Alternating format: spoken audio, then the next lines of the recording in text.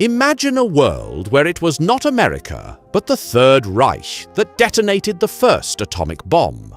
Terrible mustache fashion would spread across the world, and perhaps worst of all, we'd all be speaking German. This nightmare haunted Allied leaders throughout the Second World War, and with good reason. A lot of the science that went into harnessing the power of the atom was invented in Germany itself. In the years immediately preceding the war, several crucial breakthroughs were made in Berlin, culminating with the discovery of nuclear fission in 1938. In a very real way, the Nazis had a head start on the single most powerful weapons technology ever conceived. So, where did it all go wrong? Or right, I guess. How close did we truly get to fascist nuclear bombs? And could they have swung the war in old Adolf's favor? Well, for a start, many of Germany's brightest scientists quickly realized that Deutschland wasn't the place to be. The Nazis were famously not okay with Jews, who happened to feature quite prominently in the upper echelons of nuclear physics. Inadvertently, Hitler had shrunk his pool of atom bomb-capable scientists significantly. Of course, many brilliant minds still remained, including famously amoral physicist Werner Heisenberg. As Wehrmacht troops flooded into Poland, it was his ingenuity that Nazi Germany harnessed to spearhead the world's first nuclear arms program, the Uranverein. It would take a lot of convincing before Britain and the US would kickstart similar programs of their own.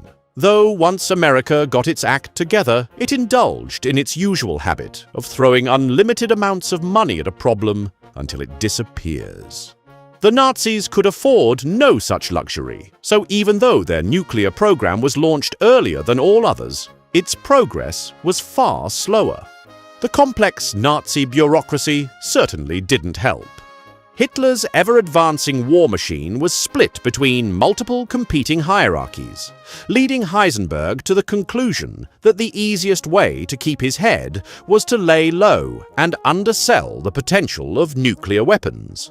Thus, as Nazi Germany steamrolled France and then blitzkrieged into the Soviet Union, Heisenberg was giving Hitler timelines on the order of 5 years, almost certainly too late to make an impact on the war. Meanwhile, other parts of the Nazi science apparatus were promising much quicker results, like those fancy V-rockets future American citizen Wernher von Braun was cooking up. And so, while America was building entire secret cities for its atom bomb program, Nazi Germany had allocated only about 500 men to their nuclear effort. And it wasn't just manpower they were short on. Turns out, splitting the atom requires very specific and rare ingredients.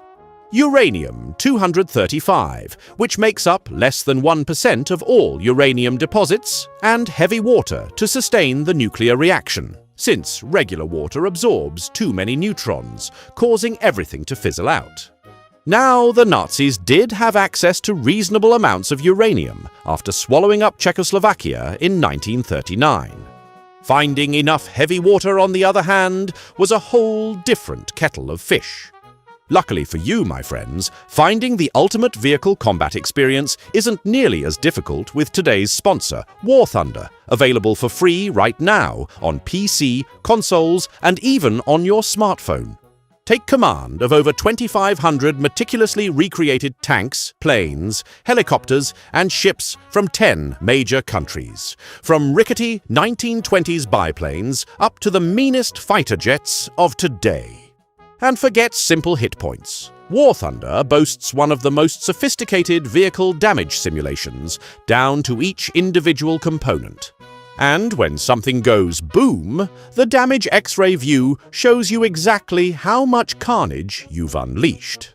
War Thunder's detailed vehicles, realistic graphics, and authentic sound effects have already attracted a worldwide community of over 70 million players. And here's the best part. For a limited time only, you'll receive a massive bonus pack with 3 premium vehicles, a 50% experience boost, 2 advanced vehicles for rent, 100,000 Silver Lions, and 7 days of premium account time. Just download War Thunder for free using the link in the description and claim those delicious goodies today. But back to heavy water. With only 1 in every 40 million molecules of water being heavy, filtering it out required immense amounts of energy and the right equipment for the job. As it turns out, only one place on Earth had the capacity to produce heavy water in any meaningful concentrations: a remote hydroelectric power plant in Norway. It was originally made to produce ammonia, but a useful byproduct of that process was heavy water, which had only recently been discovered in 1931. The Nazis invaded Norway in April 1940, some say to visit the fjords, which are lovely that time of year, but probably to secure their northern flank against preemptive Allied invasion.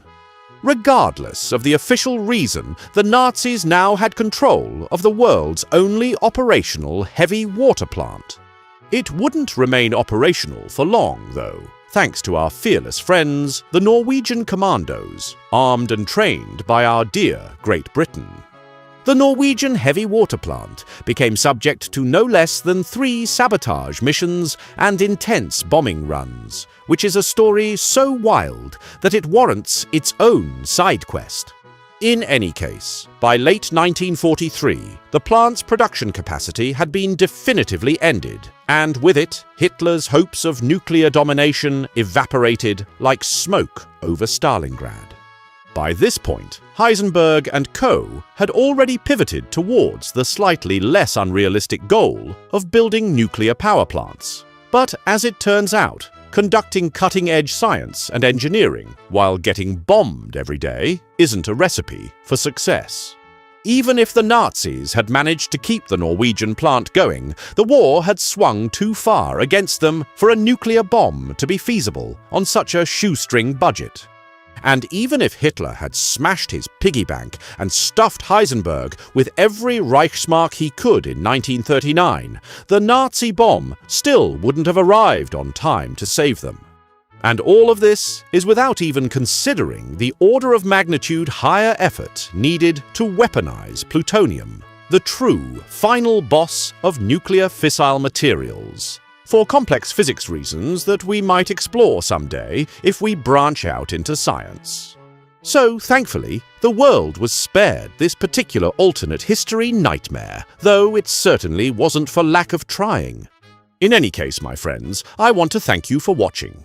It is our sincere hope that you'll continue joining us on many more side quests, even on serious topics such as this one, regardless of the trials and tribulations that the future holds. Make sure to leave a like and subscribe, and don't forget to download War Thunder using the link in the description to claim all those limited offer goodies. It's about as close as we can get to the thrill of fighting during World War II. But in the meantime, stay tuned for the next hypothetically horrifying episode of Side Quest. What did one uranium atom say to the other in the German lab? Let's split,